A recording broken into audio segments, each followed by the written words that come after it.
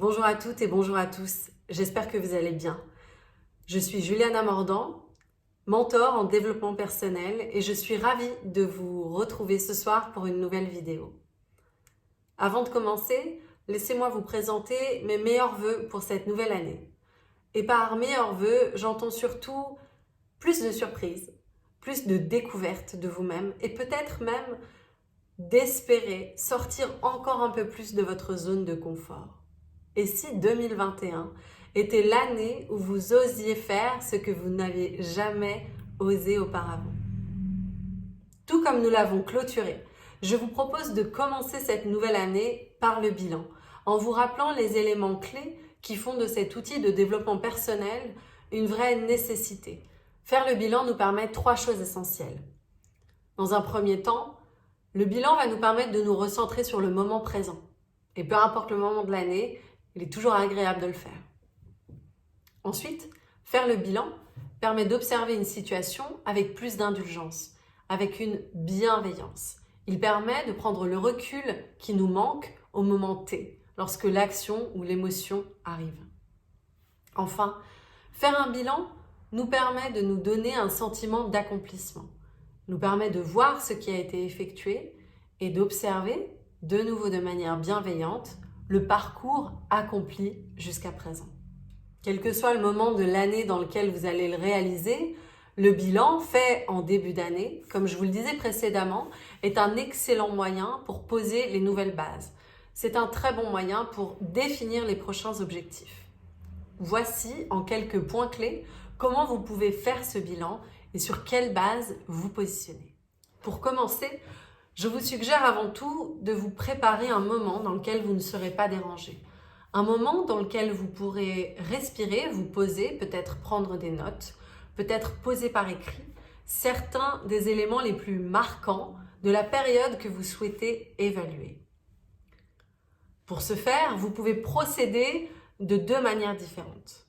La première, après avoir pris un moment de calme pour soi, serait de poser sur le papier ou dans votre tête les éléments clés qui vous surviennent naturellement et spontanément.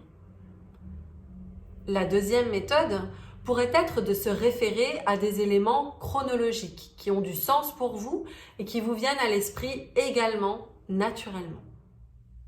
Après avoir défini les éléments clés, qu'ils soient personnels ou chronologiques, voici une piste sur laquelle vous pouvez vous baser pour effectuer un bilan parlant, un bilan dans lequel vous pourrez facilement vous retrouver. Premièrement, choisissez de mettre en place le bilan concret, le bilan des actions réalisées. Ce bilan est un bilan du matériel, un bilan palpable, mesurable, un nouveau travail, l'achat d'une voiture ou un voyage, un non-voyage également. Tout élément concret ou nécessitant du matériel sera bienvenu dans cette évaluation et donc dans cette observation passée.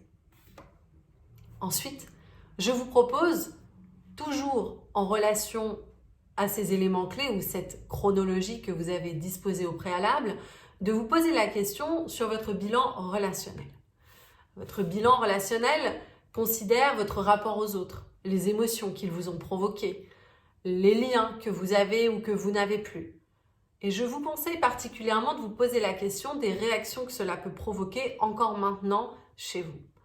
Qu'attendez-vous de cette relation dans son évolution? Est-elle à un stade convenable? Souhaitez-vous la faire évoluer? Avez-vous fait votre maximum? Ou peut-être, avec indulgence, demandez-vous si vous n'aviez pas déjà tous les éléments à votre disposition pour faire de votre mieux.